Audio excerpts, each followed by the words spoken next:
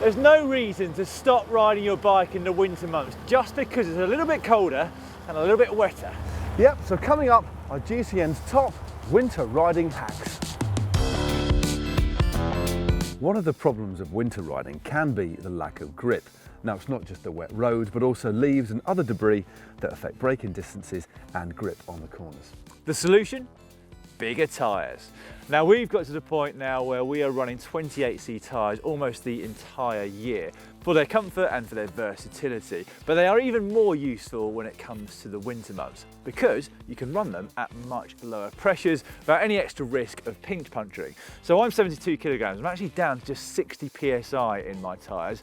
Matt is slightly heavier and a lot more old school, so he gets nervous at lower pressures, but even he is down to 70 PSI. What that means is a lot more grip and a lot more comfort.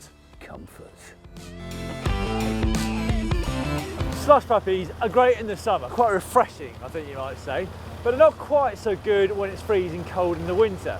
Unfortunately, that is exactly what can happen to the fluid inside your bottles once your rides get down to a certain temperature.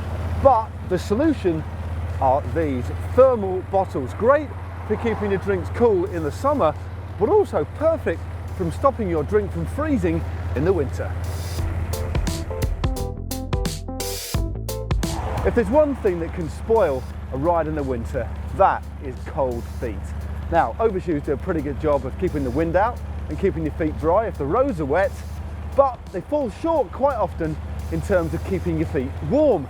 Now, you could of course use thermal socks, but quite often that will mean that your feet are too tight and you cut the circulation off, completely defeating the object in the first place. The solution?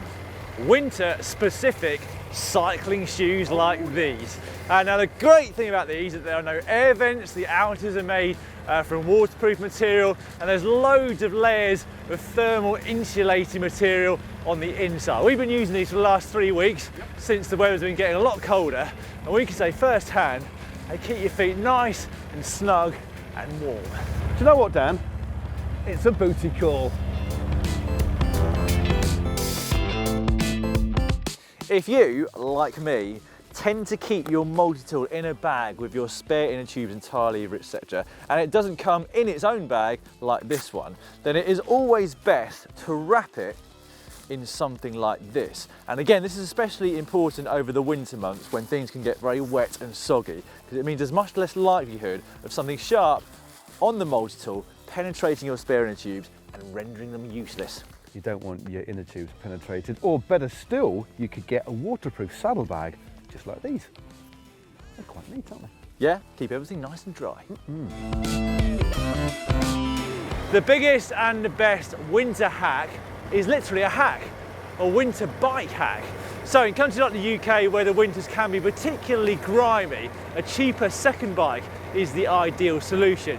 You can put your best bike away, ride through the winter and not worry about wearing out expensive componentry. Plus there is the added benefit that when you jump back on your best bike in the spring, you are going to feel extra sprightly.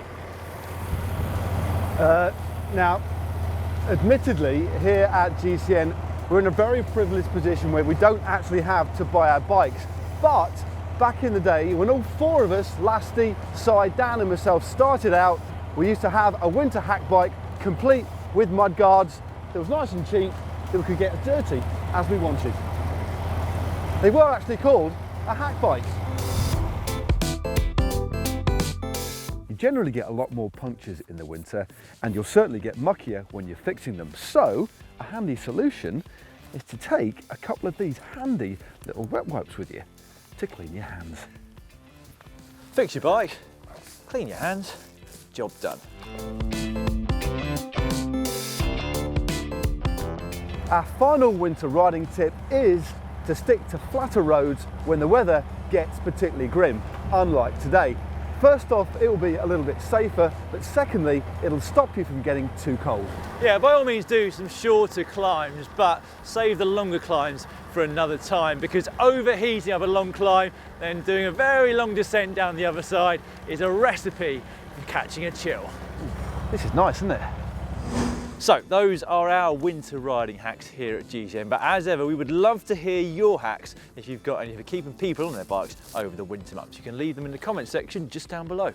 Yeah, and if you haven't already subscribed to the Global Cycling Network, you can do so for free by clicking on the globe, and that way you won't miss another video. Now, for another winter-based video, how about clicking just down here, where we looked at the effectiveness of mudguards. And boy, was that a cold shoot. Yeah, or just down here is Si letting you know how to winter-proof your bike.